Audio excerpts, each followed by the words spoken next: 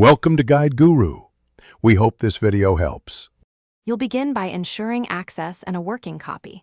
Authenticate with SSH or HTTPS and set Git user. Name and user. Email so commits credit correctly. Next, fork or clone the repository and immediately create a descriptive feature branch. Install the project's tools, linters, and test runner so you can run checks locally.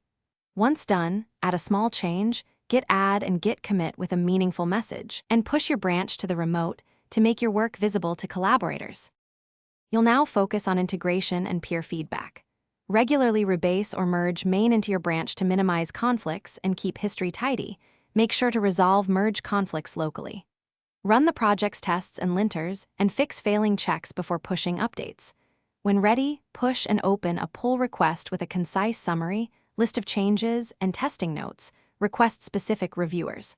Once reviewers comment, address feedback via commits and keep the conversation respectful and focused on the code. You'll complete by verifying continuous integration and merging properly.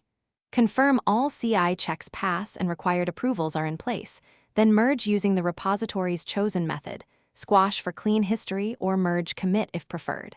After merging, delete the remote branch to reduce clutter. Make sure to pull the updated main into your local environment and run the full test suite to verify no regressions. If things go wrong, check CI logs, rerun failing jobs, and communicate with reviewers to trace the. Thanks for watching. Consider subscribing if we helped you today.